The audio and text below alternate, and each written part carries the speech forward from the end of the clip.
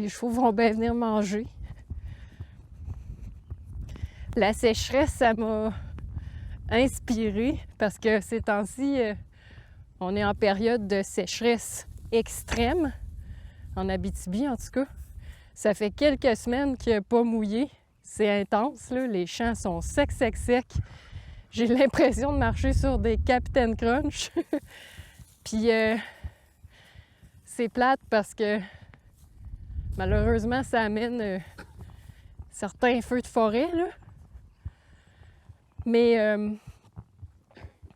moi, ça m'a inspiré, cette sécheresse-là. Puis d'ailleurs, ce que je vais vous expliquer en ce moment, c'est, bien là, mais tout d'abord, mes chevaux sont en train de manger du foin sec et c'est voulu parce que je vais vous expliquer comment gérer les packages, OK? La gestion de package, c'est super important. En fait, quand on met des chevaux à l'herbe, c'est important de connaître les temps, puis de connaître aussi c'est quoi, comment l'herbe réagit face aux températures, les intempéries, puis tout ça. Mes chevaux au foin sec encore, c'est parce que surtout que j'en ai une qui est très, très, très sensible au sucre. Elle a tendance à engraisser puis à rester grasse, même si je donne de l'exercice puis tout ça. Il y a des chevaux qui ont, on dit, soit résistants à l'insuline ou en tout cas, il y a toutes sortes de termes scientifiques pour ce genre de cheval-là. Je ne m'embarque pas dans les maladies ou les problèmes. Là, aujourd'hui, c'est vraiment l'alimentation. La gestion de package surtout. Fait que, puis tu sais aussi, ce qui m'a fait penser à ça, ce qui m'a inspiré pour vous parler de ça, c'est pas non seulement c'est oui la sécheresse puis la température extrême qu'on a ces temps-ci, mais aussi parce que dernièrement, je suis allée chez quelqu'un avec des chevaux, puis là, elle me disait « Ah, tu sais, mon champ, il est super grand, j'ai du package comme 15 acres, elle a 3 chevaux, puis il y a des places que c'est super long, puis d'autres places que c'est court, court, court. Puis mes chevaux sont toujours dans le court, je comprends pas. » Bien, je vais vous expliquer ça. Je vais vous expliquer pourquoi les chevaux aiment ça, se retrouver et manger dans la petite herbe courte, comme ici, là. Là, j'ai une petite règle très pratique. Malheureusement, il y a juste les pouces dessus, mais on est facilement capable de faire les conversions pouces en centimètres. Ici, là, l'herbe est très courte, OK? Tu sais, c'est, mettons, il y en a jusqu'à 3 pouces, mais 3 pouces en bas. Là, en arrière de moi, c'est encore plus court. Ça, c'est... Je suis pas allée le mesurer, mais c'est en bas d'1 pouce.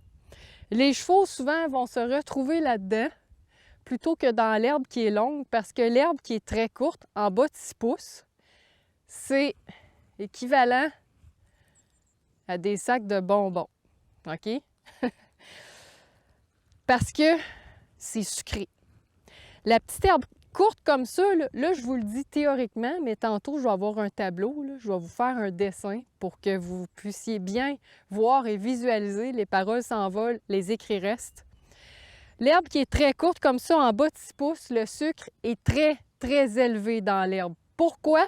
Parce que l'herbe est en défense. Elle est en défense parce que il fait soleil. Ça aussi, je vais avoir un autre tableau, là, je vais vous expliquer les températures avec les incidences sur l'herbe. Fait qu'une herbe qui est très courte, c'est bourré de sucre parce que l'herbe se défend puis l'herbe se répare. Son sucre, je pense, c'est les sucres fructanes qu'on appelle. En temps de sécheresse, c'est full top élevé, là. C'est très, très sucré comme mon sac de bonbons. Bon, peut-être que j'exagère, j'y ai pas goûté, mais les chevaux, eux autres, ils le savent, là. C'est très sucré. Par temps de sécheresse, le sucre, jour et nuit, est très élevé. Les journées ensoleillées, le sucre reste élevé.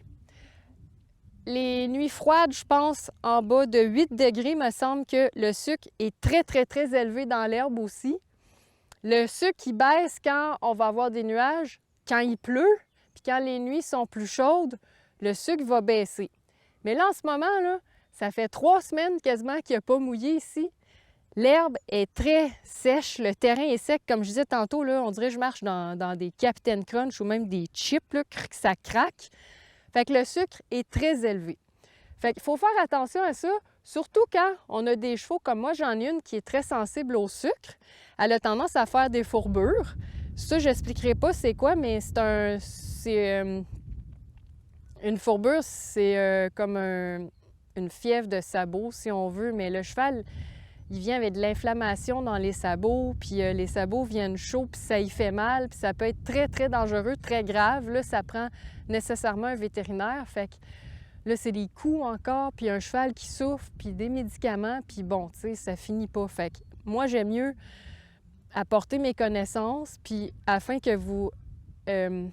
d'éviter les problèmes reliés aux chevaux, puis les problèmes de coups reliés à ça aussi. Fait qu'un cheval qui est sensible au sucre, on oublie ça dans l'herbe qui est courte comme ça. L'idéal, ce serait d'y mettre un masque, mais encore là, l'idéal, c'est de se faire des parcelles et on va aller voir ça.